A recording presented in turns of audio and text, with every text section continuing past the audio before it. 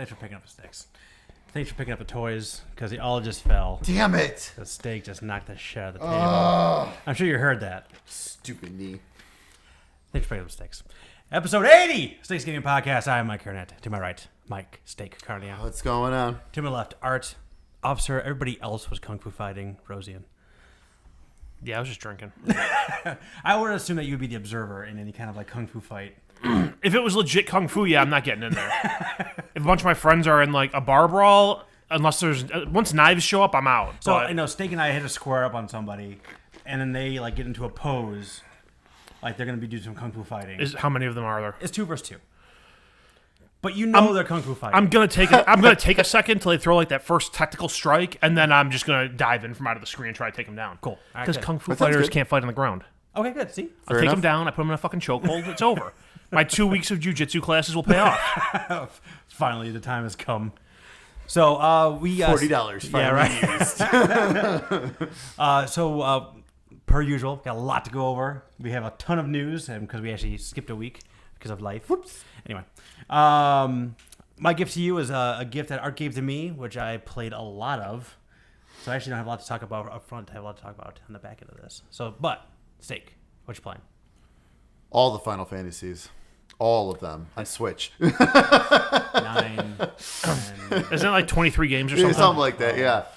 15. Even the online Not ones? 15. They're not 15 on there yet. No, not yet. No, they have the miniature 15. Oh, yeah, I got the Pocket Edition. So you're full of shit. Yeah, You yeah. So Final Fantasy X, I've jumped in about 6 hours into that. Looks and plays fantastic. If you've never played it before, now's the time. It's fantastic. If you have played before and you like it, get it on Switch just for the portability. Play it, replay. It's totally worth it. Final Fantasy 12, I'm about 6.5 hours to 7 hours into that. Surprisingly for that game, that was a game I was kind of worried about. It actually looks and runs pretty damn good in handheld mode. I believe the resolution is nothing pretty, but the way they make it work, you can't tell. Like it just kind of takes away some of the details, and it uses like when you use an emulator and it does like that smoothing, right? That's basically what it's doing. Okay. So it makes it look better than what it's actually running at, basically. But it's freaking smooth though, and yeah, I was really surprised. Nice. Final Fantasy VII, I am. What did I just hit? I think I just went over the 8-hour mark on that. I'll talk about that a little bit more later. I picked up Dragon's Dogma for the Switch with my GCU, and then I had a $5 reward, so I got it for $20. So I was like, well, what the hell? Might as well go for it. I've only played like about 3 hours or so of it so far. Pretty cool. It looks pretty good for Switch. I mean, honestly, it's old. Yeah. It's older, but it looks fine on Switch. I was actually pretty impressed in certain spots. It's fun. It's interesting. It's kind of makes me think of like Dark Souls meets Skyrim. Okay. But not without, but you don't like Skyrim. But not like the hardcore. And you weren't crazy about Dark Souls. Was it? So you weren't crazy about Dark Souls. But the problem for me with Dark Souls is the difficulty. The difficulty's not there with this. Okay. Like it's not like it's tough at certain points. It's tough at night. So it's just like, okay, it's nighttime. I'm too weak. Run to the next town, and then get into an inn, stay till morning, and now we're better. Okay. And I can go out and grind again without a problem. So it's like that's the only time I really have to run away is at night, and I'm sure eventually that'll get easier as I level up and everything. Gotcha. But it's pretty cool. I'm enjoying it. Mortal Kombat 11, awesome. Yeah, so good. Finished the story. Okay. Story was excellent. Last boss was bullshit like always. That's fighting games. Yep. What are you gonna do? Like all of a sudden, like honestly, the story mode on medium, normally on medium, it gets pretty tough. I felt pretty good with going through this one. I thought it was there was only a couple battles I really had trouble with until the very last one, and like all of a sudden the character's moving 3 times faster than you are. It's like, what the fuck? And I hate when you have to spam to win. And I had to do this kicking combo. I had to spam a kicking combo, and it was the only way to win that match. Against a computer, it's fun. Yeah, absolutely. But it still pisses me off that I have to do that. I can't like enjoy all the other moves I have and everything. I had the cheesiest win of all time in. Well, I said Art gave my gift to you. Spoilers was Art gave me Far Cry New Dawn. I had a boss fight in that. It was the cheesiest thing I've ever done. I'll go into more details later, but I was like, I hear you, man. You got to do what you got to do. Well, yeah, absolutely. Like, I wanted to finish the freaking game. I'm right there. So there's honor if you're playing against another person. You Right. might not be, do the cheese over and over. Yeah. If it's this computer, Exactly. all bets are off because you know what? I've played enough video games. I played enough Madden to know the computer will cheese the shit out of you the second they have a chance. Absolutely, hands down. Yeah. But no, Not just flat out cheat. yeah. The game's, like I said, though, the game's fantastic. It looks great, runs great. It is missing some stuff though that I feel like I'm like, where's Mortal Kombat? Where is this, like, stage fatalities? Yeah, they said they took that out, and they took out the stage transitions. And the too. stage transitions are gone, so it's like, okay, that's kind of like they left some of the interactions, like interactive things you can do inside the levels. Huh? No, you throw a what's the species? Baraka species. Oh, you can really? throw one of them now. Which is hilarious. But yeah, they that stuff's gone, and then like they don't have anything like friendships or babyalities. It's just straight up fatalities or brutalities. Like it's like a little more. I know it's funny to say this, but because it's over the top group violence, but it seems a little too serious. Like at times, like with this game, like it's just like because part of the Mortal Kombat's like, yeah, it's brutal, it's funny, it's but that's actually that's what we're missing. We're missing the funny and like they're like, oh my god, this is so ridiculous kind of thing. Like I mean, that's part of like having like either like MK9 had babyalities and those were hilarious. It's a nice change of pace. I was gonna say I've been out of Mortal Kombat since like 3. Did 10 have 10 did, babyalities 10, and friendships? 10 did not. I barely played 10. Honestly, I did not play a whole lot of it myself either. It was very good. It was just, I don't know, it was a weird time where I just didn't play a whole lot of it. But 9, like I said, 9 had the baby Ellies for sure, and they were hilarious. It's just something that just like changes up the pace, But so whatever. But it's still fun. And then the last thing was I finally got back a little bit more into Borderlands Game of the Year, just chucking away at that. I feel like it's never ending. I got to a point where I was like, oh, I'm on like at least like the final boss of this technical area, and then move on. And then after I did that, oh, there's more things at the message board. Like, oh, god damn it! Like, come on. There's like 6 or 7 more things.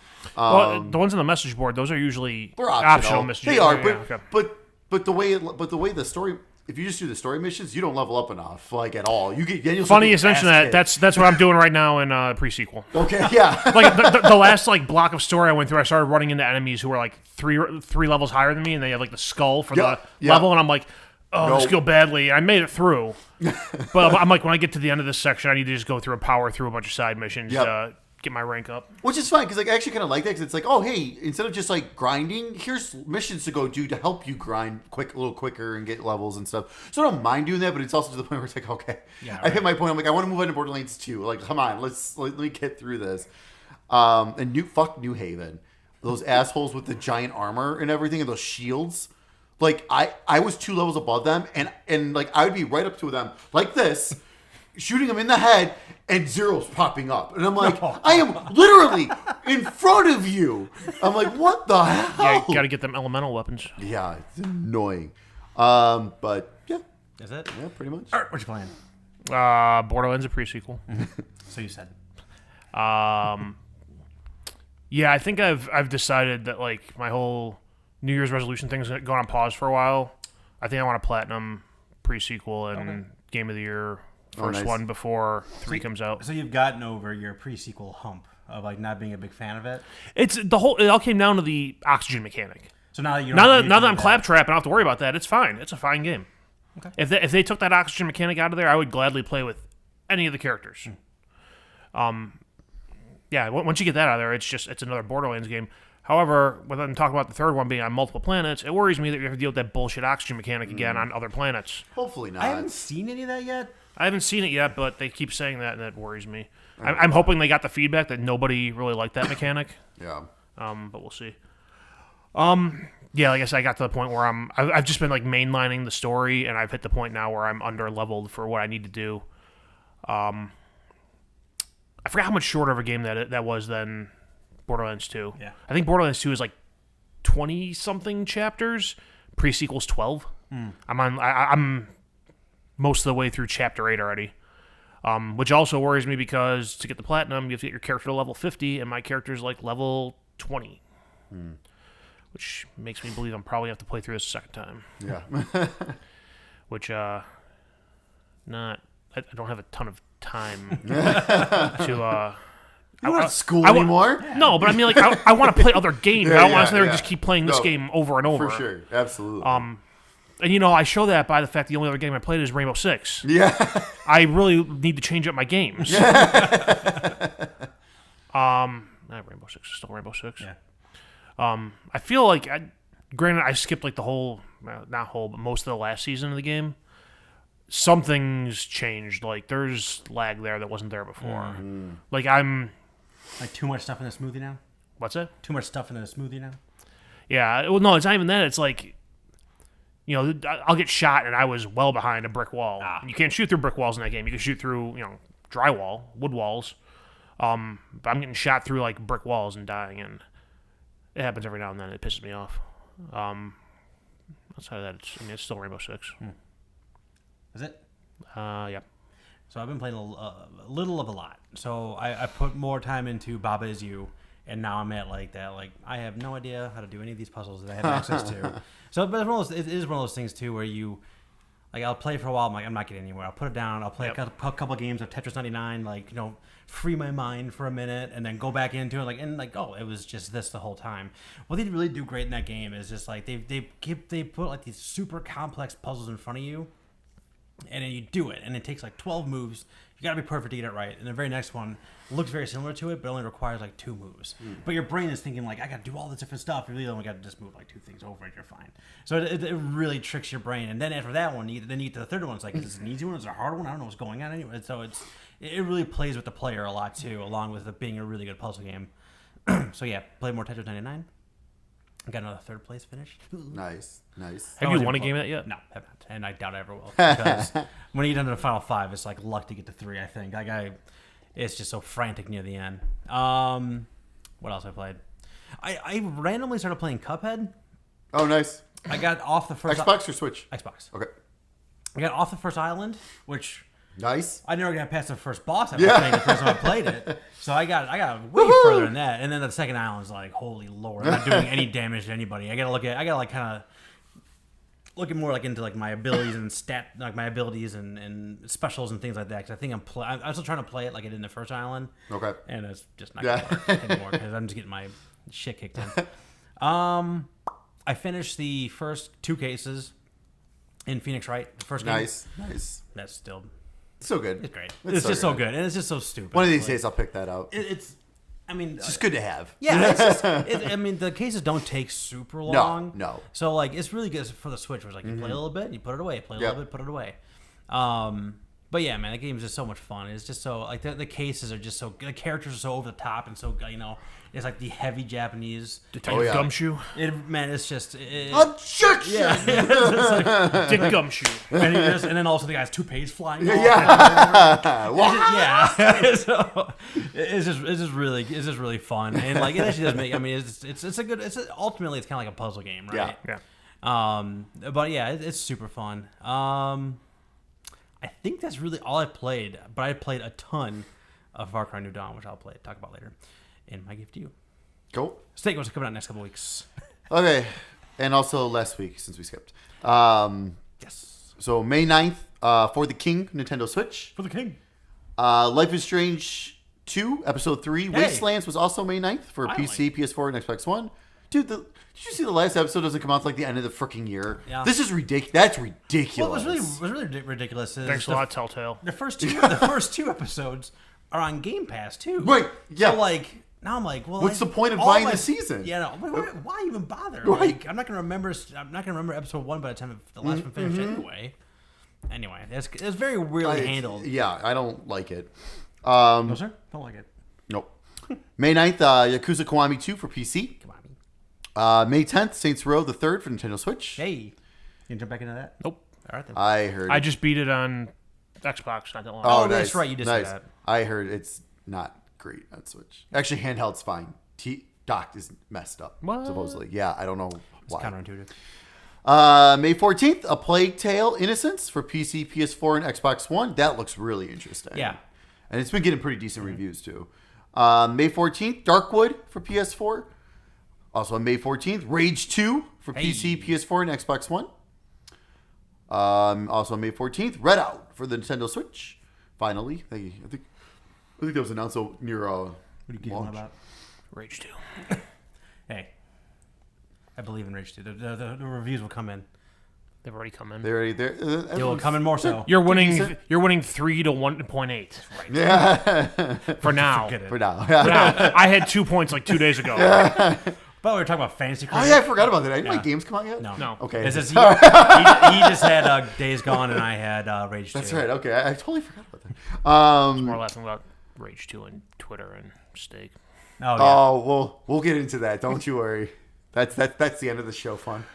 Is Mike aware of this? I'm aware. May 14th, World End Syndrome for Nintendo Switch and PS4. On May 16th, the game we've all been waiting for, Buzzbee, Paws on Fire for PC, Nintendo Switch, and PS4. Yes, that is Bubsy. I've never heard that series of words in that order. I cannot believe that they're making another. They already made a new one and it was awful. Awful. I don't know where they got the money to make another one. I don't know. There's got to be just some crazy billionaire who's like, I love Bubsy. Right. And Yeah, right. Like, I want a new one. I want another. You know what? That makes perfect sense. that totally makes sense. The Bubsy billionaire is going to be is a new recurring character on this show. Oh, no. Go back. They got to figure out something to do with all that Bubsy cash. Yeah, right. On May 16th, Castlevania Anniversary Collection for PC, Nintendo Switch, PS4, and Xbox One. I'll be grabbing that on Switch. I say since they've announced all of them now. Was some of those the GBA games that you were looking for, or like is one of them on there? No, I was kind of hoping for the Game Boy Advance games. These are the original Game Boy. Okay. So the Adventure, GBA. which is a bitch, and the second one, which is Simon's Revenge. Right. That one's a lot better. Okay. They improved that one a lot on the Game Boy. Those are original Game Boy ones. And it's cool. With Kid Dracula on there for NES. It's the first time it's ever officially being released in the US, so that's pretty awesome. Sidebar. Bloodlines is awesome. So Speaking of Simon, whoever won our fucking Smash Brothers. You know you did. Did I? Yes. I honestly didn't know. Well, This isn't like I know I won. Let me bring this up. no, they completely like okey doked me by like having like all the characters from the previous games. Also on May 16th, Darkwood for Nintendo Switch, and then also on May 17th, Darkwood for Xbox One. May 21st, Assassin's Creed 3 Remastered for Nintendo Switch. Also on May 21st, Eltier Lulua, the Scion of Arland for PC, Nintendo Arland, Switch, and Texas? PS4. Does he sell propane? Oh god damn it, dude! If that was, I would buy that like now. Give me a King Wait, of the Hill game. he's the foil of Hank Hill. He sells charcoal grills, charcoal products, accessories. Also on May 21st, Observation for PC and PS4. Also on May 21st, Resident Evil and Resident Evil 4 and Resident Evil 0 for Nintendo Switch. Also on May 21st, Team Sonic Racing for PC, Nintendo Switch, PS4, and Xbox One. Also on May 21st, TT Isle of Man, Ride on the Ridge for Nintendo Switch. Not listed on here, but I know. Game. But I know for a fact. Oh, yes, it is. Also on May 21st, Everybody's Golf VR for PS4. May 23rd, Total War 3 Kingdoms for PC. May 27th, Little Friends, Dogs and Cats for Nintendo Switch. On May 28th, Among the Sleep Enhanced Edition for Nintendo Switch, PS4, and Xbox One. Also on the 28th, Battle Worlds Chronos. Also on the 28th, Blood and Truth for PS4. Hey, that's your first Oh, one. I'm super pumped for that. That's your first one. I think that's on your list too, right? Oh, yeah, I can't wait. Also on May 28th, Crystal Crisis for Nintendo Switch and PS4. And also on the 28th, Lapis and Labyrinth for Nintendo Switch. Your PlayStation Plus games for May. For PlayStation 4, you're getting Overcooked and What Remains of Edith Finch. Let's talk about this. So now they've gone from 6 games to 2 games, where they were at least giving us AAA games. And now they're down to 2 indie games, which, while they're good indie games, they're still indie games. Yeah. At full retail price, it's $40 worth a game, as opposed to the like $200 a month we were getting. Oh, before. yeah. Yep. They're two really good games. Yeah. They're two good games. I can't defend it. It's really. Yeah. I already purchased both those games. It's I'm what- pissed. Oh, yeah. That's why I'm really mad. It's one of those things where Edith Finch has gotten fantastic reviews, but it's just not my style of game, and I'll never touch it. Well, that's like Overcooked. Like, I've seen people play it. I'm just like, You need two people. that looks great, but I'm like, nope. It's so fuck much- that. I'm going to get pissed. That game fuck is that. super fun. So but you need two people. stream. Yeah, maybe. Yeah, Love we it. might. You can do a 4-player. That's the only way I'll do it. Hammered in a live stream. Just don't have me troubleshoot OBS this time while I'm drunk. Oh yeah. You nailed it. I agree. I got kind of dizzy when it went into like Oh, the full on Inception, and I'm like, pure Inception That mode. It's okay. I think I figured out a way for my PC to be closer, so we can actually do it better. So that'll be nice. Your Xbox games with gold for May. Xbox One, you can download Marooners from May 1st to the 31st. It's a party game. It's a 4-player party game. I think this is another streamer. It's got like 2 stars on the Xbox store, so I think we should great. definitely give it a roll. Love it. we should just do like party game night, Yeah, that'd be awesome. like multiplayer party game night. Oh, absolutely. I mean, we still need to play Mario Party. We played Mario Party. We didn't play Jack 5. Yeah. Oh, yeah. We got to figure this out. Also on Xbox One, the Golf Club from May 16th through June 15th. For Xbox 360, that's also playable on your Xbox One. Earth Defense Force Insect Armageddon from May 1st through May 15th. If you've never played an Earth Defense Force game, this is go. It's so stupid but so much fun. It's just giant bugs that you're shooting and everything. Giant ants roaming the city and shit. It's a blast. And then your other game is Comic Jumper from May 16th through May 31st. And then your Xbox Game Pass games that have been announced for May so far. There's going to be more. On May 2nd, Wolfenstein 2 and Wargroove were added. On May 7th, Descenders was added. That game was fun. It does. It looks kind of like an Excite Bike Trials kind of game, it's right? downhill. Yeah. I think you're on BMX. I don't know if you're on a BMX bike or you're on like a motocross I think it's bike. motocross. I think it's motocross. You're just flying downhill. Yeah. That looks like some fun. I gotta give that a try. May 9th, Surviving Mars, which is like one of their big games from E3 last year. Tacoma and Black Desert. So that was that game. That MMO that was actually pretty interesting. And now, if you have Game Pass, you should definitely check it out. May 10th for The King, and on May 16th, The Surge and Lego Batman 3. There we go. So also in games that came out, did you see on the Switch that Super Blood Hockey came out? I did. Art. I almost bought it. Did you see that Super Blood Hockey came out on Switch? No. It came out on Switch. And they added a bunch of new modes and stuff. So Awesome. like I'm definitely awesome. I gotta grab that. Yeah, Art gave that to me, I think, as my gift to you a long time ago for PC. Oh yeah, the Steam one, yeah. Yeah, and it was pretty bare bones at that point, but it looks like they added a ton of stuff on there for the Switch version. So. Oh, that's awesome. Did they add blood?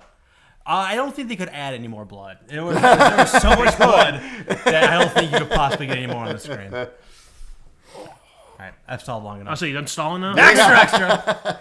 It's time for the news. Media load of news here. Yes. Oh yeah, you got this. Awesome. I don't have to do that. Let's take a break. All right, let's. I'll go with the quick. I'll go with the quick hitters first here. Okay, so let's see. They announced EA Access is coming to PS4 in July. Yep. Pretty sure this is the same pricing as Xbox, $30 a year or $5 a month. It is. Yep. Going to be the same. Catalog. Yeah. Same services. Yeah. Not same subscription. So if you already have it on the Xbox, it does not transfer over to the PlayStation. Oh my god. Yeah. Gives me one more reason to not play a game on my Xbox ever again. Epic has bought Psyonix, who is the company that makes Rocket League. They've announced the PC version of Rocket League will come to the Epic Game Store in late 2019. In the meantime, it will continue to be available for purchase on Steam. Thereafter, it will continue to be supported on Steam for all existing purchasers. So that's going to be an Epic exclusive. Cool. Whatever. Hey, Yeah. have fun, PC. Hey, whatever. Again, like we said though, it's not. It's still PC. It Right. doesn't matter. And like the more, I don't know. I just feel like the more revenue that Epic brings in, their services should also improve. Oh, And absolutely. they have more Hands features down. and options. Hands and down. Try to emulate the things they like of Steam. Oh. And things like that. But I don't know. It's gonna happen. People can just keep throwing a temper tantrum about it. Yeah. This is more It's, fun. it's nothing like console exclusives. Stop it. Oop. Stop it. Yes. Get it. Oh yeah. There's a little bit of Russian roulette in the beer out of your fridge. Sometimes Some there of it's been is. there a long time. Some of it's been there a little while. It's true. Is there a born on date in this? Don't do that. Don't do it to yourself. Because you brought those over after Artie's birthday party. Ooh. His first birthday. So it's, That beer might not be getting finished. That's really bitter. That's really bitter, and I saw the date on it. That might be dumping that out in your yard. it's offending all my senses. Senator Josh Hawley from Missouri introduced legislation seeking to ban exploitative video game industry practices that target children, like loot boxes and pay-to-win. The bill's called Protecting Children from Abusive Games Act. If it passes, it'll apply new consumer protections to games targeted at children under the age of 18. So basically, if you have an M-rated game, you can still do loot boxes. Is what I'm taking from that. Yeah, more or less. Yeah. So yeah, it's Which I think most of the games that have loot boxes are all M-rated. Yes. I think they have to. They all involve shooting, it seems like. well, no, I Not mean, Madden. Madden would be the only... I mean, all the sports games Yeah. all have them. Was Battlefront wasn't M? That was a team game. Yeah, that was teen. Yep. Do they include What is Fortnite? Even though it's cartoony, is it teen? I think it's teen. Because that's the one I was trying to think of. I was trying to. Side note: did you see how they changed PlayerUnknown's Battleground Mobile in I think Korea? In China. Oh, China. Oh my god. So every time you kill So a guy, stupid. they hand you a gift and wave to you and then disappear because they can't show people like getting killed anymore. Yep. It's pretty wild. It's ridiculous. Fortnite is teen. Yeah. It is teen. Okay. And okay. then, and then, like I know that you include the Injustice 2 had loot boxes. Yeah, You I pay mean, for those. yeah. And some of those. I mean, Well, Injustice 2 though, that was that teen only? I don't remember. That might have been mature. maybe. I'm not sure. But either way, so I mean, Yeah, I think no, there's yeah. at least a couple. No, a for couple sure. options there. Yeah. I think this is more interesting to follow. I don't know Yeah. if it really does anything. I'm gonna be interested to see if this even gets through. Like, I don't think it will. Do you hear the senators and congressmen talk about how Google works recently? Oh, They have Jesus, no idea dude. what the hell any of this is. So that probably means it's going to pass 100%. No one knows anything. No, or it's going to get brought up. People will be like, who cares? Also true. I think we got Wait, bigger, wait. we got way bigger fish to fry Wait, right now. are we taxing these microtransactions?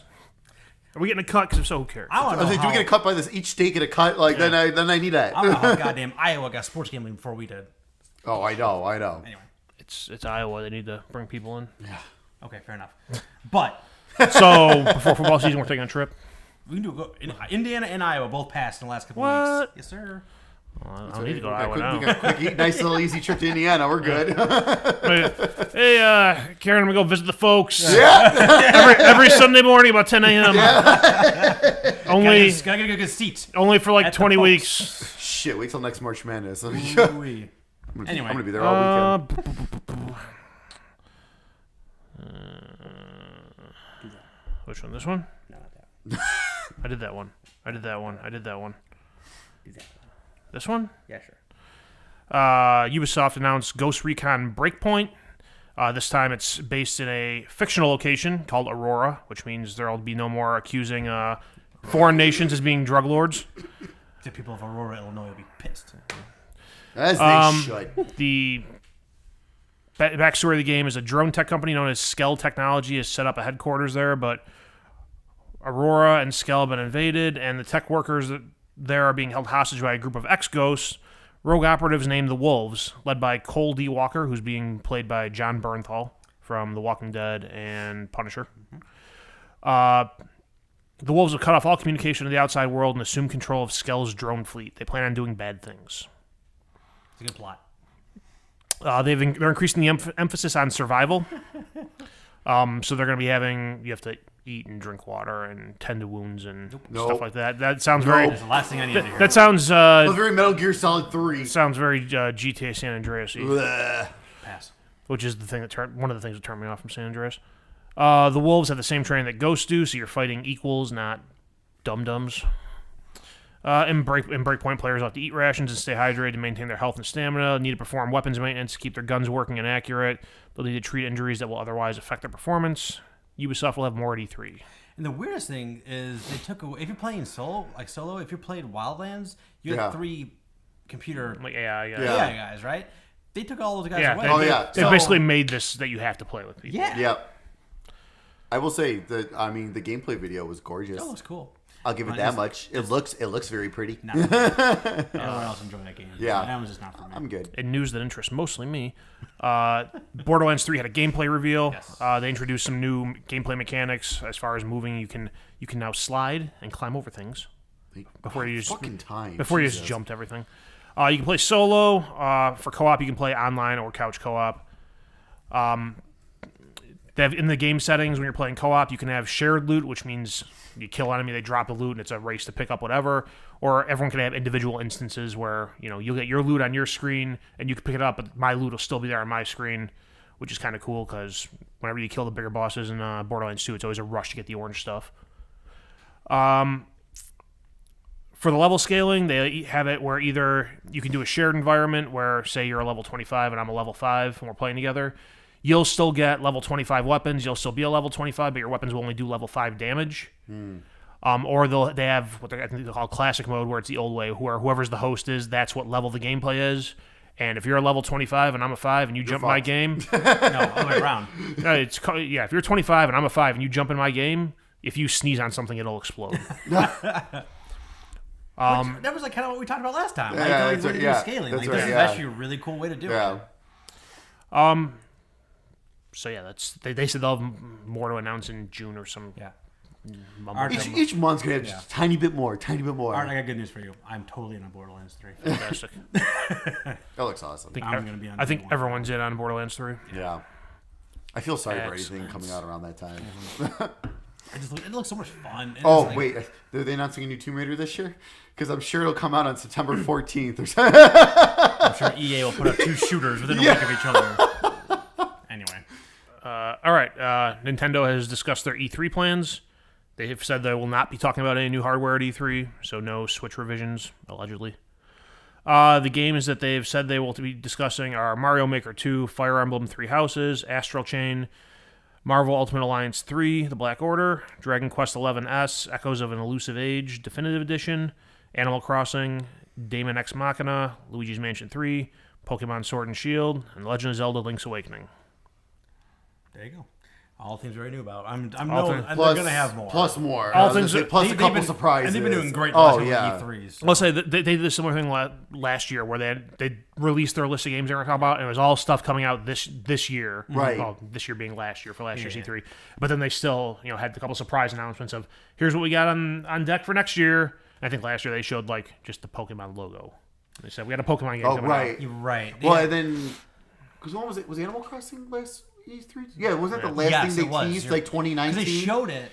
They showed Tom at the end. Then they just showed What's-Her-Face in Smash Brothers. Right. And then they came back at the end and be like, we're making a game. Right, 2019, yeah, because we still have not seen a damn thing about that game. It's still supposedly coming out this year. It's coming out this year. Well, that's on your thing, isn't it? That's why I was going back and forth about that. I need to come out this year. Allegedly. And Sony did another State of Play. In State of Play this time, they talked about Monster Hunter World Iceborne, which is a expansion for Monster Hunter World. It's a $40 expansion. From what they're saying, it has more content than the original game, and that's coming out September 6th. They talked about Riverbond, which is a 4-player co-op dungeon crawler. That looks awesome. Has a bunch of characters from other video games. Yeah. They said later this summer for release date on that one. They announced Predator Hunting Grounds, which is a asymmetrical multiplayer by Ilphonic, who made Friday the 13th. I'm out right there. I know. Well, yeah, I was like, So it's not gonna work for the first 2 weeks at least. It was like a full on good news, bad news thing. Like, hey, we're making a Predator game. It looks really cool. But it's coming out. It's multiplayer, and it's Ilphonic who put out Friday the 13th. Fuckers. When I heard the crackle, I was like, they're making a new Predator game, awesome. And then when they found, I was like, oh, come on. I don't know what I thought it was. Like I thought it was SOCOM. I thought it was SOCOM. I was like 4 players. I doing totally SOCOM. thought it was SOCOM. And Right, then because I watched a couple other reactions. all they said was Worldwide Studios. Right, initially. right. And like what was I watching? Oh, Easy Allies. They were freaking out because they totally thought it was SOCOM, and then they were freaking out again because it was Predator. But yeah, they totally were freaking out because they all thought it was SOCOM. Yeah, I wasn't a fan of Friday the 13th, and when I hear the words asymmetric multiplayer, I think of Evolve, which might be the most useless $60 I ever spent on a game. It was really good for the first 6 hours. I stand by that statement. Oh, everyone's got it. It's great. And I think we played it one night, and even that one night with all of us, it was like, We got 3 or 4 games in, and I was like, that's it? That's all there is to it? They showed a story trailer for Medieval. This is medieval, right? Medieval. I will pronounce it like it's spelled. Medieval. All right, fair enough. October 25th is release date. Looks good. And according to GameStop, it's only gonna be $30. Really? Yeah. So hey, I'm buying that. They keep I put these remakes out. They keep making them cheaper and cheaper. Hell yeah. Hey, I was assuming it was gonna be 40, but now they got 30. I'm right. definitely buying that then. They showed a video for Away the Survival series, which is like a nature documentary where you're playing a sugar glider. It looked really good. It looked good. It also looked like Tokyo Jungle, the sequel. Tokyo Jungle or what was that game on GameCube? Deadly Creatures? I don't remember that Or something like that. Oh yeah, like you were. I forget what you played as, but like yeah, you were now an animal like fighting spiders and like other animals and stuff like that. Looks like you're just trying to survive in the wild or whatever. Interesting. I think because you were a flying squirrel or something. I think. Something like that. Yeah. Something weird. I don't know. No release date for that one. They announced another limited edition Days of Play PS4. This one is a steel gray. The gunmetal, I think they called it. Yeah. Have 1 terabyte hard drive, matching controller. They didn't announce price. Speculation is $300. Why the fuck isn't this a pro? Well, first, agree. last year. Agree. Oh yeah, yeah. I agree 100%. But also too, every that was like the most like. Every bundle or special edition they should put out at this point should be a fucking pro. I don't disagree at all, but that was the most lame reveal. Like yeah. you can see, like they was so stupid when they revealed. I mean, like they were making this all fancy, and it's like, oh, who cares? Like, I'm a guy who I like all my black boxes on my TV stand. At least last year's special edition, limited edition, had some pop to it. This is gray. Yeah. Right. No, 100%. Yeah. This is weird. This is what you color your kid's bedroom when you don't know what gender they are when being born. We have a boy or girl, however, gray. But no, yeah, it was just a weird reveal, and then yeah, I agree. What is the point of a non-pro system at this point? You're just like trying not to make money. They're trying to offload hardware at this point. Right. We got all these system boards. I don't know what to do with them. Hey, repaint them and put a little decal on them. Well, can we make new plastic and just put the shit in a different wrapper? Yes. And the last thing they showed off, they showed a video of the Final Fantasy VII remake. It lives. Which they kind of teased at the beginning of the presentation because they played the menu noise sound, from Final Fantasy VII. I thought it was really cool, like because like the yellow to blue, like the PlayStation, and sleep mode on. I thought that was neat, and then the bling, I'm like, I recognize that. Yeah, I heard that. I'm like, I know that sound. Well, within the Monster Hunter, I was thinking, are they doing a collaboration to kind of get ready for this? Like, but they showed it off. I think they said there'll be more at E3. They showed a bunch of video, very early game video, all like the first couple hours. Right, so the very first like that train station, and meeting a few characters. It looked really good. God. Yeah, it looks amazing. So pretty. Ares is so pretty. Yeah. It doesn't look like turn-based combat. I don't know how you do it. I know. It's not. When I was doing my Kingdom Hearts, my gift to you, I kind of said the Japanese action RPG thing. Like I don't know if it's gonna be for me anymore or not. But it doesn't look. But it also does not look like Kingdom Hearts though either. Right. Like it looks like it's an action RPG because like at one point you saw the menu. It looked like the guy was like it kept like going like this on the attack. Mm-hmm. So it looks like I wonder if it's gonna be a because people are saying, oh, it's probably a variation of the Final Fantasy 15 then, where because like with Final Fantasy 15, if you wanted to button mash, you could. All you had to do was hang on to the button to attack, but you could button mash as well. So everyone's wondering if that's gonna be kind of like a new variation of the 15 formula. But yeah, no, this was super super pretty. They showed off Cross Slash, which was awesome. I mean, you got to see, and then they hinted at Tifa because she was in the menu. They showed Barrett. They showed Ares. I showed Barrett, Ares. Everyone's voices I thought were phenomenal. I thought all the voices sounded great. Barrett's kind of caught me off guard. Now, it didn't sound bad. It just caught me off guard. Yeah. I don't know why. He's like, you talking. I was like, oh. And Ares talked. I'm like, yeah, that's. Well, that's the thing. Because I was Cloud actually talks. That's what Cloud says. I was actually doing a little bit of reading about that because some people were complaining about Barrett's voice, and I guess in the translation into the U.S. was a little different. They made him more like Mr. T in the U.S., where he's actually a little bit more calm kind of person in the Japanese version of the game. Okay. So that's kind of like, so I think we got the U.S. Barrett basically, which is fine. Like, who cares? But no, it looks super pretty. I am super, super pumped. Clearly, I mean, I think they did confirm it again, but after watching I was like, okay, clearly this is still coming out in episodes. They did. Yeah, because like, I mean, all they've ever shown is, like I said, through like, no, at least we got to the train station. It's like, okay, so we moved past the first reactor to the train station. Okay, so we're getting there. I hope it's only like 3 episodes where basically it's like each disc. Yeah. Like, that would not be terrible. I never played through the whole thing on disc. Was there a lot to disc 3? Disc 3 was like mostly all the side stuff, and then like the last like big kind of thing if I remember correctly. It's been a long time, so I've been playing it digitally so it's been a long time since I actually played the disc version. Right. But that's also why I was gonna say earlier, like I started really. I put it down. I was playing Final Fantasy 12 quite a bit, and I put it down after this trailer. I'm like, all right. I am finishing 7 now, just in preparation for this, so then I can just do the comparison. Like, so that's fresh in my mind. I can outright do the comparisons then, because like, I am so curious to see what they're going to do the same. So far, everything looks pretty much the same. But I'm curious what they're going to change and what they're going to do differently. So Square Enix at the beginning of the year has talked about having some big release at the end of the year. Yeah. Episode 1? It's totally episode 1. So? It's totally episode 1. If it's not, we're gonna get a date at E3. If we don't get on a positive note, there's a reason to watch Square Enix's E3 press conference this year hands down, after the dumpster fire they put on last year. Right. This and Avengers. Absolutely. Oh, it's got to be both of them. Yeah. This year's gonna just like make everyone forget about last year's. But I still say Microsoft should have jumped on Sony's time slot. 100%. Oh, I agree. 100%. I agree.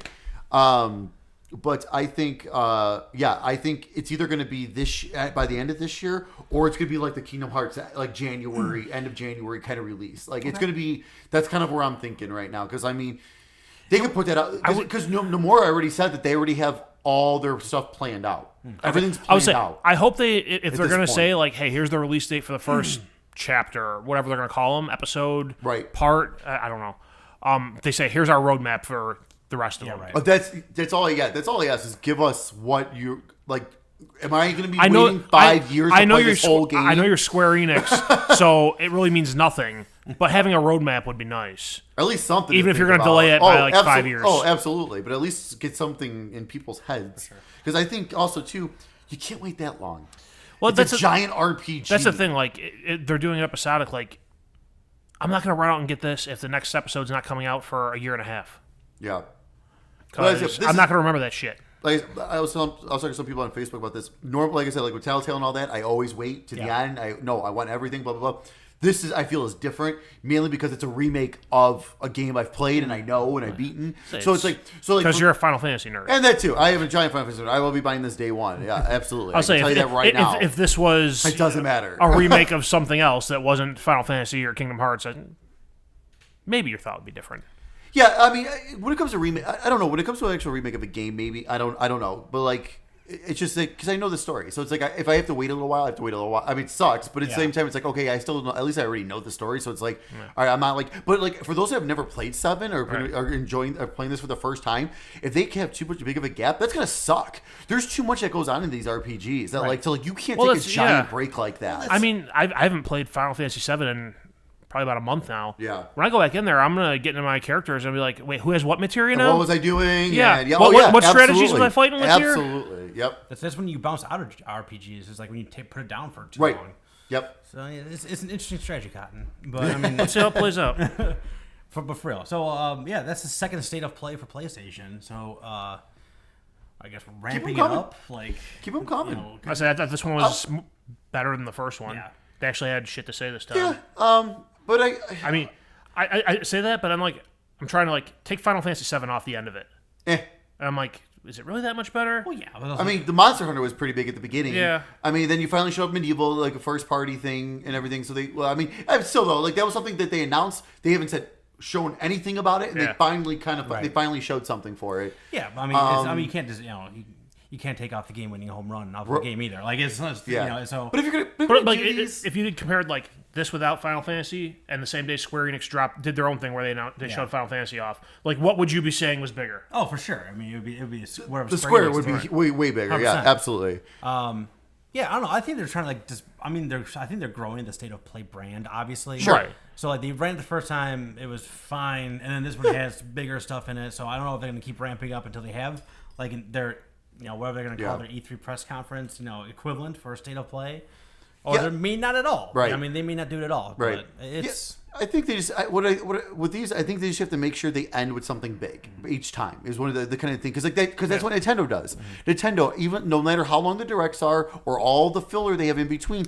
they always end on something big. Even if it's off subject. Exactly.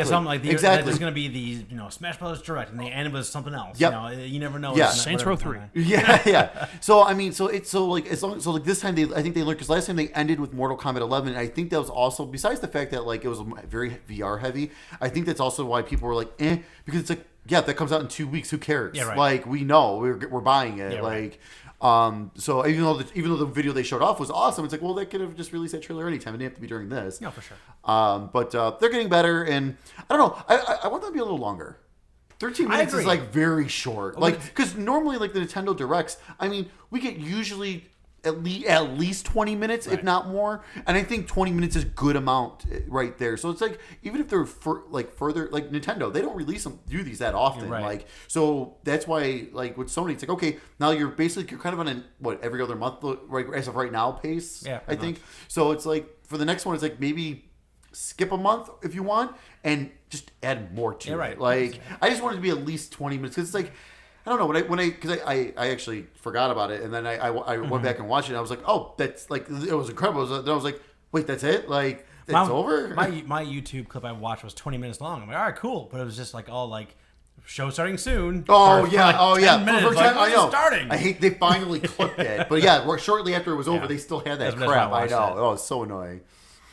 All right. So, is that all the news, I think, finally? That's the news. Holy Lord. Woo! Told you I was packing heat today. How long have we been doing this for? Your mother. How long? Well, nothing to here nor there. We're at the 47-minute mark. Okay. You guys want to do a topic, or do you want to? Sure. All right. I forgot who introduced this thing. I think Steak did, yeah? Oh, you did. Steak introduced it, and I just completely ignored his document. But the last episode we ended up doing the fantasy draft, so that's why I didn't even bring it up, because we ended up doing that anyway. So, okay, so Sony, specifically, I want to start with Sony, but a lot of other companies have been doing this as well, but they're really starting to crack down on sexual explicit content in their games. Right. So this is kind of an overall of a basically censoring kind of thing that's starting to issue that's really starting up with games. And personally, I it's driving me nuts. Only because it's just one of those things where unfortunately the article, it's too old now, so you have to pay for it to actually read the article. It was from stupid Wall Street Journal. But I got someone that gave me at least a little bit I was kind of looking for. So here it says, citing the rise of the Me Too movement and a concern of legal and social action in the USA, Sony has said that it wants to address concerns about the depiction of women in video game playable on its platform, as well as protect children's sound growth and development. The new rules were reported already responsible for Puritan cutscenes alterations in the Western PS4 release of the multi-platform Devil May Cry 5, where lens flares were used to cover up partial nudity. Mm-hmm.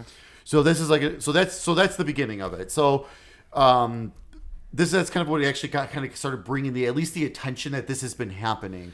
So that part, so there's those lens frames that go across the lady's boobs, and then Trish's ass gets covered as well. In the Xbox version, it's there.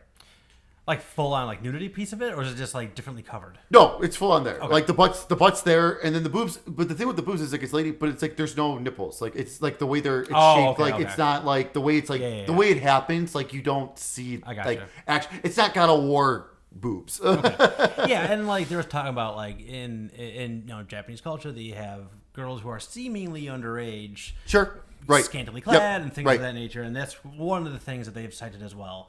I think that is very different than what you just described in Devil May Cry 5, where it's a mature game, clearly an adult. Sure. So I think that... Do you need the whole article? Huh?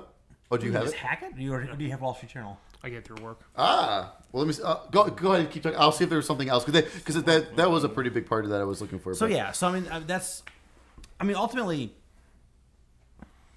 they're covering their ass. Somebody's covering their asses, right? They're trying to get out ahead of this thing. They're trying to curtail anything that might happen in the future, which I could understand if it wasn't for the mature rating of their games. So people that are they're talking about the child growth piece of this, and that really isn't part of it. If you're 18, 19 and above buying these games, if everyone's following the rules, right? Right. Yeah. So that piece of it doesn't make any sense to me, and just seems, I don't know.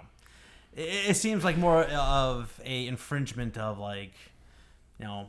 artistic freedoms and things of that nature, which I'm not okay with. Right, because that's the thing, because it kind of when I brought up when I would play the game, and like they had the Nico was smoking, and then at the bottom there's a disclaimer that Right. we don't condone we don't condone Surgeon General warning. smoking. It's like it's a mature fucking rated game. Right. Like, are you kidding me? I was smoking while I was playing.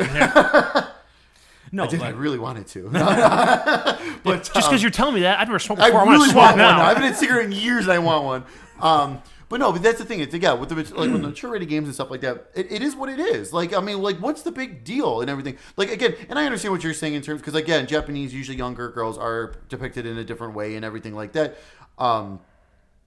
But most at the same time, those games that come out here are awesome. Those are mature rated. Like, they're not teen. They're not. You know what I mean? They are. And again, I understand the concern and everything Right. with that. I get that. But at the same, it's mature rated. Like people who are buying this is like, okay, they're over. I mean, they're supposed to be over 17. Right. So I mean, if a parent is buying their kid something that has this in it and they don't like it, that's their own damn fault. right, and it's also not Sony's job to parent. And it shouldn't be. But ever since the whole crossplay and the whole reason why they didn't want it in Fortnite right. was because of the children. No, so all of a sudden they're turning into Nintendo, and Nintendo.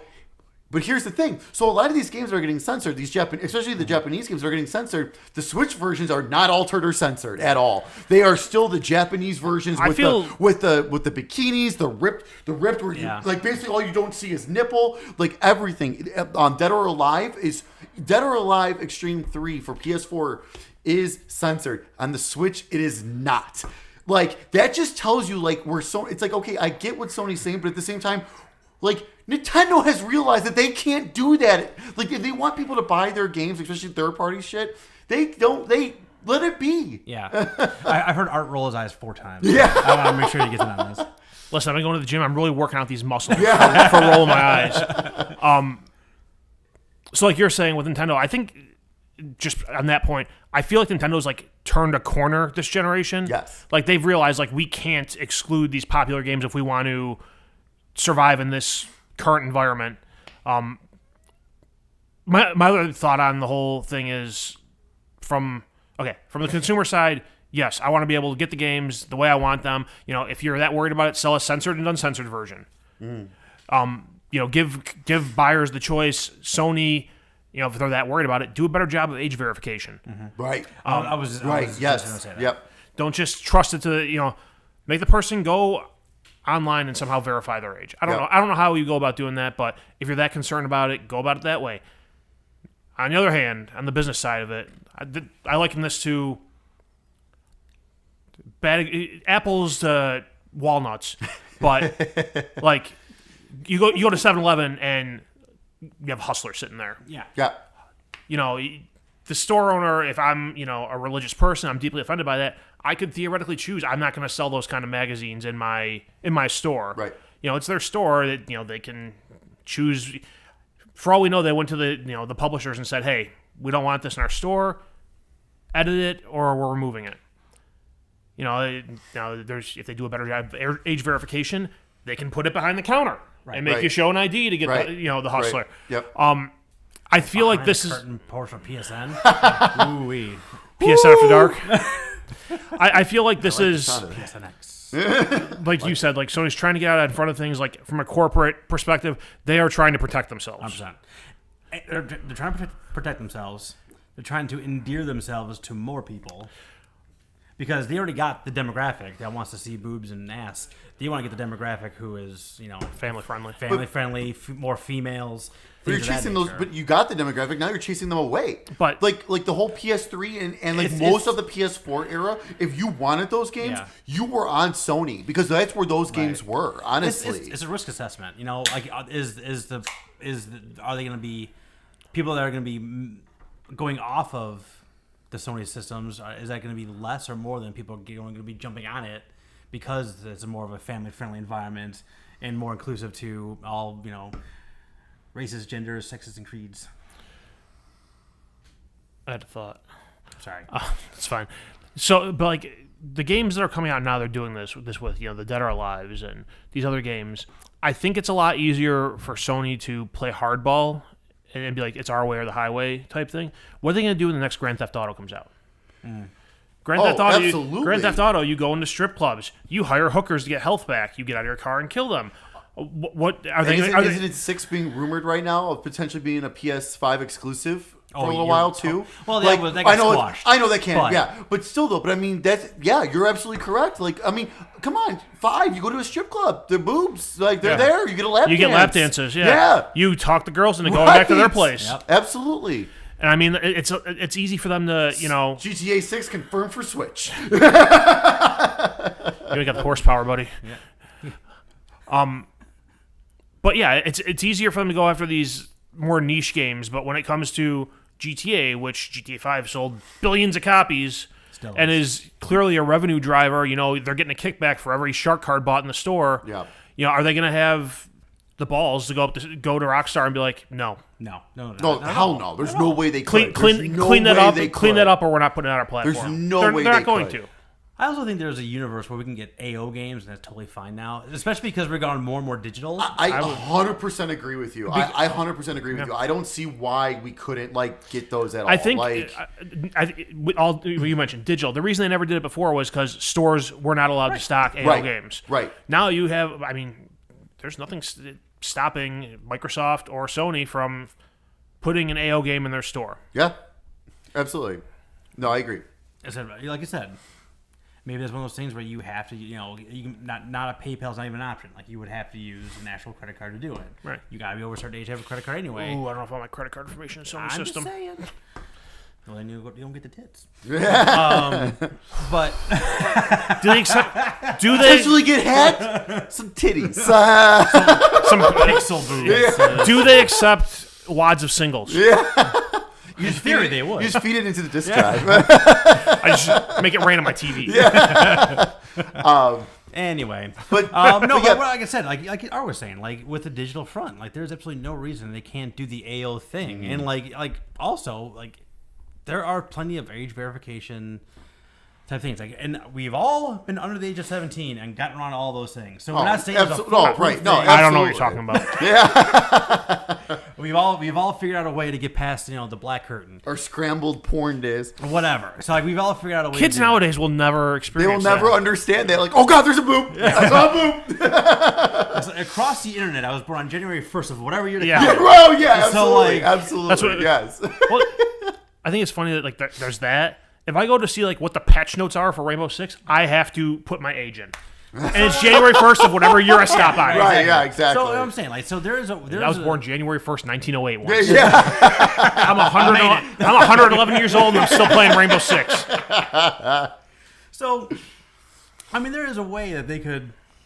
Yeah. If they really want to put their money where their mouth is, they could have Right. a serious age verification thing on there Sure. too.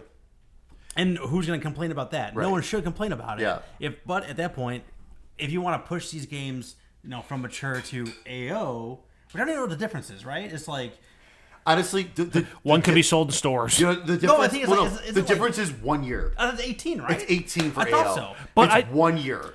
I almost think mature is like rated R. Right. Like you can get in if you have a parent with you. Right. Okay. Yeah. Yeah, I mean, and that's the thing. Like, if they were to start like implementing the AO, then I would 100% agree with you. Where it's like, okay, if this is for 17 plus to buy by yourself, you need a parental guardian to buy this for you. If you're not, but then AO is like that's an NC 17. No one under the age of 17. So that one, no one under the age of 18 can get this. And like period. And like the only way you can even play those games are if your profile on your PlayStation shows that you can do it. Right. So yes, that would require some kind of finagling. Absolutely. They still have to do the parental controls and everything like that. But I also think as we get older and we have kids, like we understand how those things work. Well, It's not like our parents who are like, sure, here's $30, go buy whatever you want or whatever it was. Back when you used to just go like, okay, if I go to the mall, they don't check IDs. Exactly. The mall doesn't check IDs. It's completely different if you have different profiles and different whatever it is. So like there's a lot of different ways that they can safeguard the kids from seeing this kind of stuff. That's not just completely cutting it out. Right, but that's also what kind of bothers me though. So besides Sony just doing that in general for the PlayStation games, some companies are starting to do this as well, which is kind of like okay, like. Again, it's one of those things like, all right, if you want to make your decision, you make your decision, but at the same time, it's like this is like Mortal Kombat 11 made this decision as well. Like a lot, like this is the most covered up Mortal Kombat ever. Like for the girls, like their outfits, like it comes down, but like here, like so, like you. So it's like sport. It's like a sports bra. Yeah, like so. Yeah, it's basically like that and stuff like that. Where like Mortal again, and this is why I didn't say this before. I was gonna say this before. There's another thing missing is the fun and ridiculousness of the sexuality that sometimes is in these games. Like Melina and Katana are always super sexual. Jade, especially. Jade was the one from the first one. They had that one that just went down like this. I mean, and now she's the most covered up out of all of them. Right, but this is the exact opposite of being like this is what they wanted to put in their game. You know what I mean? So this is the opposite of that spectrum. Now. I agree, it's the opposite of the spectrum, but it's also but the reasoning is the same reason though. It's the whole because they've said before it is like and there's I wish I could have that article, but it's because of the Me Too movement and all that as well. The reason why they're doing this, but the reason why they're doing this is just like, but it's one of those things where it's just like, come on, like just like what did Nate do to you? I know, poor Nate. But it's he's covered up. Yeah. But it's like to me, it's just like, come on, though. Like, I mean, it's the same thing with like Shadow of the Tomb Raider, the last Tomb Raider. There's zero cleavage whatsoever now, and it's just like that's always been Lara Croft. Like, she's a badass, powerful woman who's also sexual. Like, I mean, that's just the way it is. Like, that's just the way that character's always been. But maybe not that version of the character that the artist wanted. Well, the first two games were. It's not the second one. Huh? I'm playing the second one right now. Second one's got costumes where you can, though. Okay. That's what I'm saying, though. But that's what I'm saying. Like, why just eliminate all those costumes? At least still have a few in there for people to use. Like, if people don't want it, it's not worth the risk. Well, right, but you risk this through. You've always had it. You've always had it. Why now? But change it. It's one thing to have been oblivious to the societal issues that are being brought up and brought to the forefront now. It's one thing to be oblivious to them before. Now they're in everyone's face, on everyone's TV, on everyone's computer screen. If you choose to ignore, it's a real thing that's been going on for a long time. If you choose to ignore them now, you are like you. There's no excuse now. It can't be this is the way it always was. It can't be I didn't know about that because it's everywhere. You are choosing to say, you know what, I don't give a shit about that, and that's not worth the PR disaster and the fallout and the headaches for these companies. But that's the problem. That's the problem. Is like if people are saying like, I don't. If people take it as, I don't give a shit about your agenda, then that's a problem. Well, I don't think it's just about an agenda. I think it's about how people actually think. Like there might be people who are higher up in those companies that feel like that's not an appropriate thing to put in their game, so they don't. Yeah, I just disagree 100%. Well, we don't know because we can't talk to Ed Boon. Well, no, absolutely. Absolutely. And someone get me Ed Boon on the phone! Ed, you're in town. Come here. We're only like 45 minutes away. Yeah. Ed, we'll come to you. Yeah, we'll come to you. But no, I just think it's ridiculous. I just don't understand it. It's just like it's one of these. Okay, fine. Then make those the unlockable costumes that people can use if they still want them. Like, hey, this is what our game has always been. Hey, they're still here. If you want to use them, you don't have to use them though. So those people that are offended or don't want that kind of stuff, okay, you don't have to use them. Here you go. Here's your covered up costumes for you fans that have been around a long time, and this is what you're used to and what you like, and you enjoy this. Here you go. Here's for you. Then you can use these. Like, other people don't have to use them. Like, that's what I don't understand is like you take away that potential of other people for people to use this kind of stuff. I think censorship is just going too far, in my opinion, even with people in their own games. Like, I think it's just too much. It's just like, just don't worry about people. Just make your game. I feel like we've delved off onto a different path here because censorship is one thing. Censorship is something that's forced upon you. You don't have a say in the matter, essentially. I mean, you do, but it's like an all or nothing thing. And now we've veered off into people making choices because it's not worth the risk or the headache or the bad PR, which isn't censorship. It's the company making a choice saying, we could do this, but we don't want to because this is not worth the headaches. This is not worth our time. Let's just cover up the costumes and be done with it. And Mortal Kombat's been around for what? 20 years Forever. now? Oh, yeah. 25 years now? Yeah, probably, yeah. Time has changed a lot in that time period. Right. People has thoughts, and it's back then it was just a bunch of sweaty men around an arcade machine playing this type of thing. Nothing wrong with that. No, yeah. I'm just saying, it can be both. Sounds like a Friday night. But what I'm saying is just like both my kids play games. Both my little girls play games. Sure. Yeah. So like, well, no, absolutely, it's there's nothing wrong with that. But hey, they get their naked men. All the men have their shirts off in Mortal Kombat. I think that's. I'm just saying though. But I'm just saying that's another thing. I could walk down the street with my shirt off. I'm just saying. I could. I'm not going to, but I could. But I'm just saying. Like I just don't understand where I just to me it's just like. But then all the girls are drooling over all these guys and stuff. But then if we're trying to drool over the girls, that's oh no. I think it is. I think you're. I don't know. I think you're exaggerating the aspect of this that you want to look at. I can find tweets that are justify this. Yeah, I can find tweets too.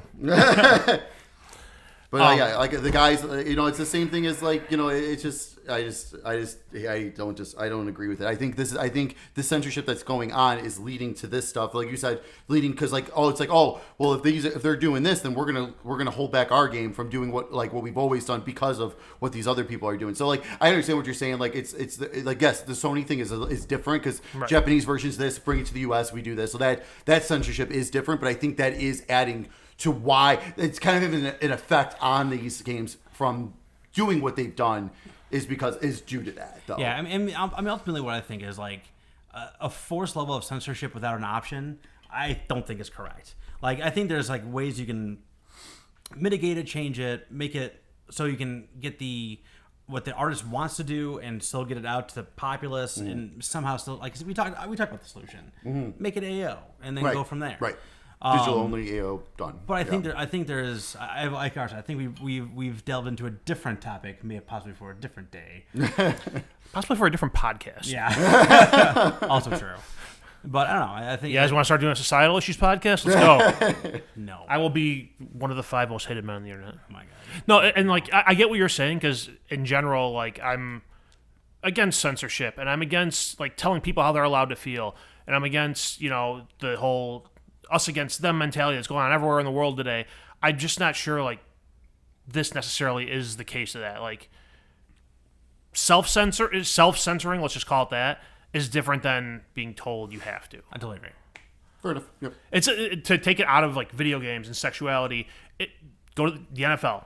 Colin Kaepernick, definitely good enough to be a backup quarterback on any team in the NFL. Teams don't want him because they don't want the PR headache that comes with it. That's what it is at this point. Fair enough. For Mortal Kombat, cleavage wasn't worth the headache. Fair enough. And it doesn't help matters that they are in a industry that is covered by a very liberal media that would absolutely have no problem throwing them under the bus for that. Which they already have for Ronda Rousey. Well, that's a Ronda Rousey problem. Well, that's a whole. I was just saying we shouldn't talk about all that stuff. We should talk about how bad her voice acting. Have you guys heard it? Yeah, it's bad. I heard it sounds very unenthusiastic oh my God, and lazy. It is so terrible. That's what we should be talking about. That's what they should be talking about. Is how terrible Rousey's performance was. Next podcast, bad celebrity cameos. Yeah. Everyone in WCW Nitro. Oh my God! Well, can you have a podcast if we don't bring up WCW Nitro? Listen, it's been at least 25 years. I still feel jilted by that game. All right. I think that's all I got to say about that. Anyone else? All right. Agree to disagree. Once again, we've solved all the world's problems on this podcast. That's very good. All right. So it's now time for my gift to you, which is Art's gift to me. This is the point of our podcast where someone gets a chance to play something they never played before, come back with reviews, thoughts. And I got to play Far Cry New Dawn. which I purchased before and had it in cellophane until I, so you gotta play this. So you said, and I quote, "I need you to play this game." Yes. So why did you need me to play this game? Because I want to make sure I'm talking about. I want to make sure I'm satisfying your needs. It's a good game. Okay, fair enough. It's a good game. I like the story in it. I like the characters in it. I like how it ties into the world of Far Cry 5. I also like the compare and contrast with how everything was at the end of Far Cry 5 and how everything is in the New Dawn world. Yeah, so New Dawn happens after, again, they spoiled in the opening trailer where like at the end of Far Cry 5 there's a big nuclear explosion. This is the world 20-ish years later, I think, afterwards. Something like that, like 17, 20, somewhere in there. It's very pink. Yeah, it's everything got very, very pink. But man, before I get into like the nitty gritty of it, like that game is absolutely gorgeous, and like the pink really works in that too, especially when you get like the atmosphere kind of creepiness of some of this stuff. Well, that, and I think like it's a nice change from every other post-apocalyptic game in the world that's just barren desert. Just different versions of brown. Yeah. It's really, really cool. And like you talked about, in Far Cry, I barely ever drove a car because I think it was always fun just to walk and see what happens along the way. Because God knows a million different things could happen, and trucks can by, and you can get you can get mobbed by a Wolverine, and God knows what else is going to happen while you're walking around. So I would always just walk. Wolverine survived the apocalypse, people. Most animals survive the apocalypse. We're not going to talk about the realistic nature of Far Cry New Dawn. You should have just been fighting cockroaches the whole time. Well, you have like those super animals, which I came across on an accident, which beat the shit out of me. It was like a gold level bison. I'm like, well, I'm dead. This is just get out of the way. Yeah, get out the way. It was really, really bad. But like there were some key pieces of key locations that I remember I saw again and recognized when I got to them, and you see how like the time has changed, and that was really cool. Yeah. And even have a collectible in the game where they have you find like pictures of locations, and if you go back to the location, stay in the right spot, you line up the picture and you get the collectible. Oh, cool! That's neat. And you get a little audio recording along with it too. Mm-hmm. So it's really cool. If you were really into 5, like you got a really cool callback and kind of get to see how it was in 5 and how it changed in New Dawn, like 1-to-1. It was really, really neat. And they're all like notable locations from 5. It's not like random place you never saw in the world. It's like there was a mission based around this, at least one. Yeah, 100%. And like I said, I was looking through the pictures. I recognize all of them. I found 3 of them, I think, so far. I didn't find that many of those. I'm not really hunting for it right now either. I'm about halfway through the story. Oh, I know. So what's really cool about the story is you have like the survivors that were just the people in Hope County. Then you have the twins, which are the bad guys in this game, who are part of the highway, who basically leading up the highwaymen. They come into different parts of different towns, take all their resources, and they are just like pollution personified. They are visible pollution because you get this every time they have like one of their bases, all this black smoke's coming up and the neon graffiti, everything is again. It's noise pollution. They got the sound blaring and blasting and all that stuff. The other bases have these super bright lights on there, so it's like you can see it. Like if it's dark out, you can see their base from forever away because it's so bright and just so obnoxious. And even when you can get in there too, it's like there's a bunch of other neon lights and everything. I was like, all right, bad guys, let's go kill the bad guys, and I came across the mission where I got the dog. Timber, I think is your companion dog. Yes. To do that, you go to a place where they're basically harvesting other dogs for meat, and there's just like dead dogs in there, and I just laid waste to every highwayman I saw there. Fuck you all. It was like full. It was like John Wick, man. Nice. I'm pretty sure that was awesome. I'm pretty sure that was the one time I used a flamethrower in that game. Like I just stuck in there. I'm like, fuck you. I might have burned a puppy through the wall. But like. So you got the survivalists, you have the highwaymen, and then you have hints of the cultists up north that have, taken this opportunity to get back to nature, and they're not like their very first mission you do for the cultists is you're trying to make a pathway of the highwaymen, and you have an option where they give you a crossbow or a bow and arrow, basically a bow and arrow, or you can use your regular weapons, and they're basically calling you like a heathen if you're using your regular weapons. I use my regular weapons because I don't remember what I did. I definitely use my regular weapons. I don't recall. I mean, it's I may have gone bow and arrow just because I think that might have been the first time they handed me a bow and arrow in that game because it's not like the default weapon you start with. The default weapon you start with is a flipping saw launcher. It's awesome. And it's like it's pretty much like fantastic. and like if you bounce off something, it's gonna find its way to a bad guy. It's one of those things like it's definitely programmed. You launch circular saw blades. Yeah, and it's like instant kill. If you touch them, Awesome. they are destroyed. Awesome.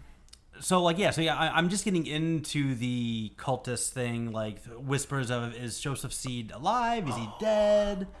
Things like that. I've answered that question, but I don't want to spoil it. That's what I did literally before I came here. Was I got to that mission and then I had to leave for this thing. How much time have you put into that game? Ballpark. I don't think there's a counter in the game. 9-ish, 10-ish hours. I did. Okay, so I got You're probably a little over halfway done. I got all the outposts done. Because I just did all those. I got all the treasure map things done, which are really cool this time. Like they had a little bit of like a kind of a story in Far Cry 5, but in New Dawn, like they're almost all like the survivalists, like bunker, like not finding a bunker or whatever it is. So there's a little more fleshed out story in those little things, which remind me a lot of like Fallout 3. It's like every location of Fallout 3 has some notes or some like environmental storytelling that was really well done, and this did it better than.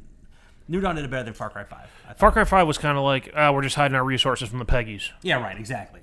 This one's just like, it talks about like their actual like survival story of people trying to live through the, basically the apocalypse.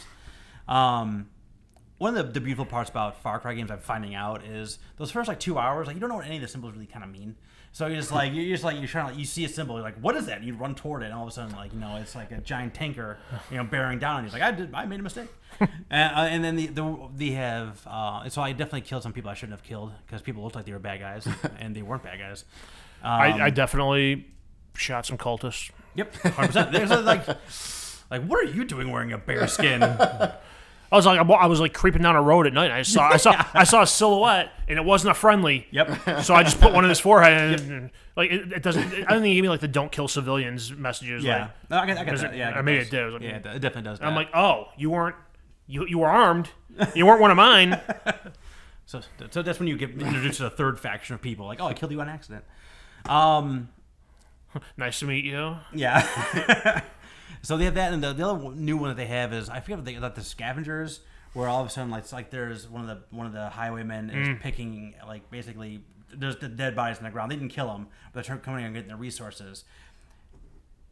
If you can spot them and kill them before they notice you, you get their whole backpack full of stuff, which is a lot of stuff. Mm-hmm.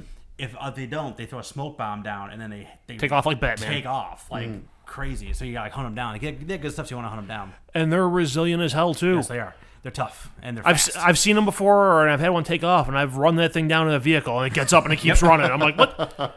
What are you made out of? But man, I obviously one of the beautiful parts about Far Cry is this emerging gameplay that comes out of nowhere. Like it's like there wasn't scripted. It's things that just happened. I got a couple of videos I'm going to share at some point. Nice. Where they're talking about you have these other companion characters I'll get into in a minute, but you have other ones. You have his home base, so you're basically trying to build his home base.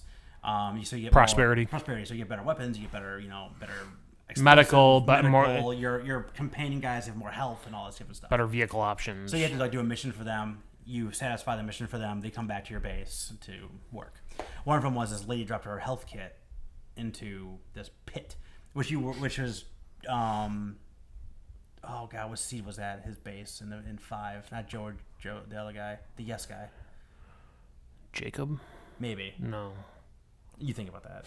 But it was you were in this, like, it was a location I've been to before, but now it's completely flooded. And this lady, she's kind of a goofy. She's constantly calling you bro and making all these the jokes like that.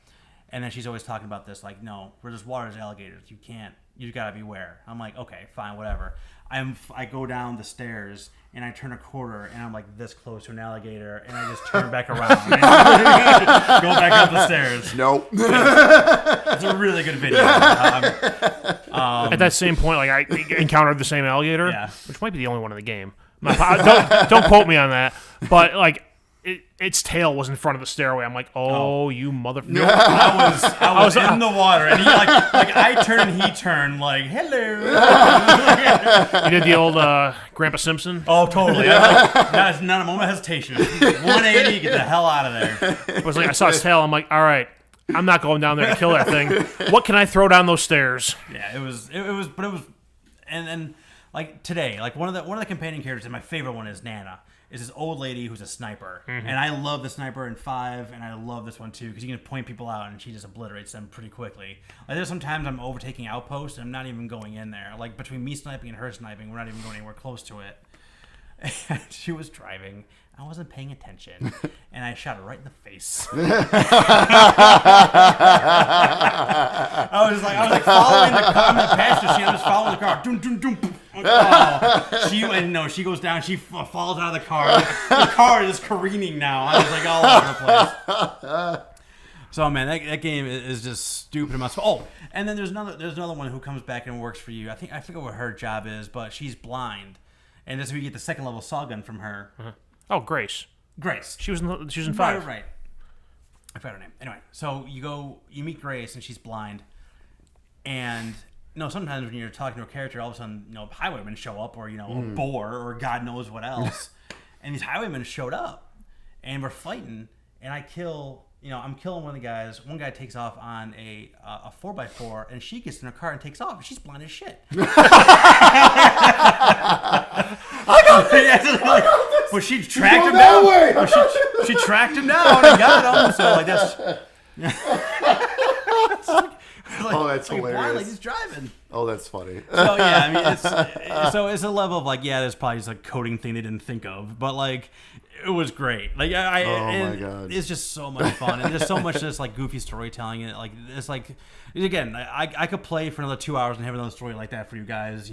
Every 2 hours I can have something new. So that's cool. really the joy of that game. But yeah, I mean the guns. I think the guns feel great in this game too. There's a pretty big variety, and they're all very makeshifty again because they're piecing together what they can find. Yeah, the silencer on a gun is like an old aerosol can. Yeah, exactly, and all that stuff is, and there's a lot of perks, and there's a lot to do. But I think at this point, outside of there's, I think I only got one more side character to get, like one more companion character to get. So I got all the other ones. I got all the people back in Prosperity. One more animal character. No, I got everybody. I got the animals. Yeah, I got both the animals. There's only 2. I thought there was 3. There was 2. It's just the dog and the boar. This gigantic pig. And it's just like go there. Did you level them up yet? Yeah. Oh yeah. But I just Nana's my girl. My human companion of choice was the pastor. Yeah, because I don't. Because you know what happens? When you level him up? He starts chucking fucking dynamite everywhere. Nice. Well, maybe I will. That sounds fantastic. Yeah, but like Nana already has like 60 kills to her name, and I've only haven't had her for very long. So we're working together very well. I was initially until I blow her face off. Oh yeah. Initially, I was trying to get I think Catalina's the character you initially start off with. Yes. I was trying to get her to rank up. She wouldn't kill anybody. Really? She was like a pacifist. She's getting brutalized in every battle. Get out of my game. I'm like, what's wrong You're with you? in my way. I'm like, you know what? Get me the man of God, okay? Get me the man of God with the shotgun and the dynamite, and we'll take care of business. I do feel every single time I end up swimming with my companion character, they die. Like, in some way, shape, or form. Either they get stuck on something, or these giant fish kill them, or I don't know. Yeah. So like I just feel like every time I got to swim for anything longer than just like a small creek, my companion character dies. But man, it's a lot of fun, and you can find it for $20 very regularly. Oh yeah, I think it's $20 right now actually. Yeah, and so like it's. I'm not gonna lie, I've thought about buying it again to get the trophies. It's so good. It's so good. You bought it on Steam, didn't you? Yeah. Yeah. Yeah, it's a full-on recommendation, and like I said, I didn't jump into the Far Cry series until 5. So I know like 5 isn't like people's generally favorite one, but I really enjoyed it, and then this is kind of enjoying the same. Carmina, not Catalina. Oh yeah, you're right. Pastor Jerome was my guy. Yeah. I just got Gina Guerra. I just got her, and this guy I don't have. Judge. Yeah, the judge. Here come the judge. Come the judge. Yeah, and Herc and his nonsense. Yeah. Didn't more people enjoy 5 though over 4? I don't know. I wasn't really in tune on 4. Which one was it? Was it 3 or 4 that was not really like people didn't like Far Cry fans like really didn't like? I thought it was. Oh no, it's 4. They said the villain was terrible in 4, right? I think the villain was fantastic. I think you're thinking of 5. Is it 5 when I'm thinking of that? Okay, maybe it is 5. A lot of people, even before 5 came out, just were off of it because they felt that the main villain was supposed to be symbolic of like right-wing America. Gotcha. Okay. So yeah, Far Cry New Dawn. I'm definitely going to finish that thing because I'm fully enjoying it. So, all right. So now it's my turn to pass one to you. Woo-woo. So I was looking through a bunch of stuff, and I don't know. I know you haven't played this. So it's not a Final Fantasy. No, it's not. It's on Game Pass. Okay. And I see it everywhere, and I know very little about it. Farming Simulator. Yeah. Hello Neighbor. Oh, okay. Yeah. So I'm just curious about it. Sure, yeah. I may even play it myself. Cool. But it's on Game Pass. Yeah, What the hell? sounds Try good. it, give it a trial. Absolutely. If it's worthy of like a section at Target shelf. Right. Yeah. Target, Right. Target Yeah. store Yeah. shelf, Right. Yeah. maybe it's worthwhile. Yeah. No, sounds good. Yeah. I've always seen things about it and everything, and just never gave it a whirl. So yeah. All right. That Very sounds cool. good. All right. Yo. Where can people find us online? People will find us on Facebook, iTunes, SoundCloud, Spotify by searching Sticks Video Games Podcast. You can find us on YouTube at youtube.com/SticksGamingVids. You can find us on Twitter at Sticks Podcast. Did I miss anything? I was paying We've been doing this for 8 episodes. I still don't know. I kind of blinked for a second. Steak final words. So Your final words to Jason Schreier. So to continue this rare steak episode, Art, if you could do me a pleasure of bringing up the tweet because I can't. Which one? The one that Yours? No, the one his because I can't. I can see mine still. I can't see his. Yeah, okay. So for the very first time ever, I have been blocked on Twitter. You say a lot of shit on Twitter. I do. I really do. I like to start shit. No. So this is okay. And to be completely honest, I'm not like when I tweeted something about it and I was not lying whatsoever either. And as Art, I'm sure you went to go. I figured you went and looked to just see. Wait, is that all you did? Really? I saw when you did that, and I was like, "Is there something I missed here?" Yeah. So okay, so He DM'd him later, so we didn't see. yeah, you didn't see my DMs. No, I'm Just kidding. full of anti-Semitic right-wing propaganda. So Forbes released an article about Rage 2, and the author posted it on Twitter with something along the lines of like here's a game you have no idea that it's coming, like it's coming out, blah blah blah, because like they haven't really done any advertising or anything for it. So Rage responded to it. Rage 2, like the official responded saying, "LOL, who even are you?"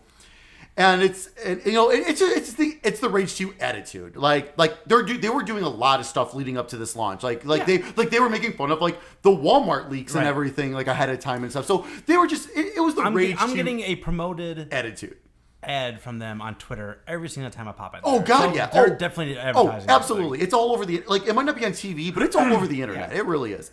So after Rage 2 tweets, "LOL, who even are you?" Jason Schreier from Kotaku retweets it and states, "Bethesda's continued disdain for the press is pretty gross. From blacklisting outlets it doesn't like, they haven't responded to a single Kotaku email for 4.5 years and counting, to tweets trying to drag journalists, it's Trump-esque, fitting since a Trump is on Zemanex's board." All right, so it was one of those things where I read it and I literally rolled my eyes. So what did I post? The Robert Downey Jr. rolling his eyes. He blocked me because of that. I didn't say anything. I didn't say a word. All I did was post that gift, and other people were saying way worse than me. So I'm sure he blocked a lot of. I'm assuming he blocked a lot of people that day. All I did was post the rolling eyes, and I got blocked. That's pretty thin-skinned. Like, that's ridiculous. Like, I was not vulgar. I understand if I was being like, you piece of shit, fuck you, and all this other stuff. Like, okay, if I went like crazy on him, okay, fine. Like I said, I literally rolled my eyes when I read that, so I was like, okay. And then I just replied with the gift because I'm like, I did it, so I'll reply with the gift. Come on. So after I saw that, like this morning, you put that he blocked you. I'm like, really? Unreal. You block someone for this. Yeah. Like I can understand like abusive tweets or right. when they kill your family. Right. Or, Absolutely. You know, which is something. I mean, I see bad shit sometimes, but I never would do something like that. I sat there laughing at my desk at work for about 5 minutes over the irony of this. Yeah. The irony of him complaining again for the billionth time about how Kotaku's basically been blacklisted by Bethesda. Right. Because they leaked their game. Right. Right. They leaked game Far Cry. They fucked up Fallout years 4. ago. So there They you leaked go. Fallout 4's plot. Right. The fucking plot. Right. So he's complaining. A company, he put something out. A company and like they chose to blacklist him, and he's complaining about that. He put something out. You put something critical out, so he chose to blacklist you. Essentially, It's the same thing, basically. Right, exactly. It's just so stupid. I laughed at my desk for 5 minutes about that.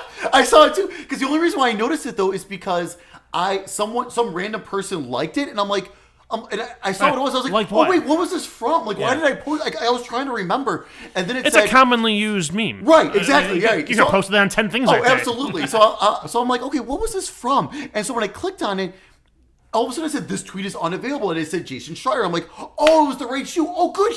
He got smart and he deleted that. But then when I clicked on his name, that's when that showed up, and I was blocked, and I could not believe it. I was like, are you kidding me? Like, are you kidding me? Like, I disagree with you on something. Like, again, we disagreed earlier. I'm blocking you. Yeah, I say, guess who's never talking to you again? Guess who's not invited to any more family seriously, parties? Like, whatever. Shunned. Like we disagreed earlier. We had our conversation. We've moved on. Yeah. Like, I mean, and that's the thing. And it's also too. It's like, and not to mention too.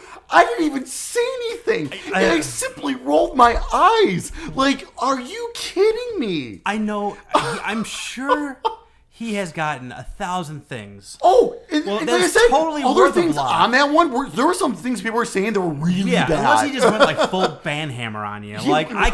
I can't imagine a reality where that is something that should be bannable. Especially like Art said, in the context of the argument. Right. Exactly. There was like I looked through like the thread, and there was like someone else got blocked for something equally innocent, like just simple like I disagree, like type statement, not like no cursing, no insult hurling, no whatever. Kotaku's bad because they were owned by Gawker, and you released Hulk Hogan's sex tape or whatever. That is worth blocking. The sex tape or the comment? Yes. But like he said something. I think a friend of his or someone else on the internet replied like, "Hey man, there was nothing even really this bad here. I can't believe, why would you block someone over that?" And like Schreier replied to him, and I guess unblocked the guy. He's like, "Sorry, been getting hit with a ton of abusive tweets over this. I've just been mass blocking everybody." But I mean, Still. But you know what? But you know what? Honestly, but at the same time, who cares? If you're, guess what? Move on. Ignore it. Like if you're getting up, like again, only if you feel like it's like seriously like they're trying to bring harm to you or your family. Like okay, then you report them to Twitter, and then you deal with that in that way. But even if it like the negative comments, whatever, it is what it is. Like I mean, I don't necessarily agree with someone with a lot of what these people were saying at all. But it's like okay, then just ignore it. Like move on. like anytime you put something out on the internet, Anyone can respond to it. you have to expect criticism. Right. Like we haven't gotten it yet, but I'm expecting the day one of our podcasts goes up and someone's like, "You guys are all retarded. You don't know what you're talking about." Yeah, we kind of got a little various political in this sorry. one. I kind of want to. I haven't been getting a lot of sleep with the kids going through sleep regression. I've been a little agitated. I'm sorry. Welcome to this Mistakes Political episode. It will not happen again. He's been in his field long enough and been through Right. the worst times of his employer's parent company. Oh, absolutely. That he has to have seen worse than this. And I don't know. Maybe the guy was having a bad day and just said, "You know what? Fuck this. I'm not dealing with any of this shit." Blah blah blah blah blah blah blah. But I will say, I give him credit for having the balls to block people and not just mute them. Mm-hmm. Sure. Because that cuts down his follower count, and that's a huge deal. True. So I'll give him credit on that front. I don't agree with it at all, but kudos for at least going the full 9. Effort. Kudos for going the full 9, Jason Schreier, not just muting them and keeping your follower count up. Well, Mike, how do you feel about this? I think it's. I said what I think. It's so. It's just. I don't want to give anyone the benefit of the doubt on this one because I mean I don't know the guy. Well, right. Well, sure. Yeah. Right. No. Yeah. Like you said, as far as I know, this is just me. Like no. Yeah. I'm not listening to this Like guy. I said, and like, yeah, I got a little upset with my tweet that I had, like calling them crybabies, because like, I mean, like that for that is like, so this is like, okay, That's kind of babyish. It's like, come on. Like, are you kidding me? Over something, like, again, like I said, it wasn't threatening. It wasn't abusive. It was a simple eye roll gift that I think I saw on that thread. There was multiple people did it. Like, unfortunately, I can't see who else he's blocked, so I couldn't tell if I was doing that block too. Yeah.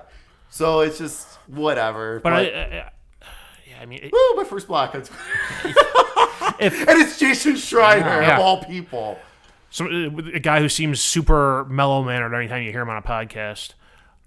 Except for... Maybe just don't try pushing an agenda every time you put an article out. That might help your followers. Maybe, I don't know. I think if you're broaching I don't want to say even like a sensitive subject, but if you're broaching something... If you're calling out a company, like...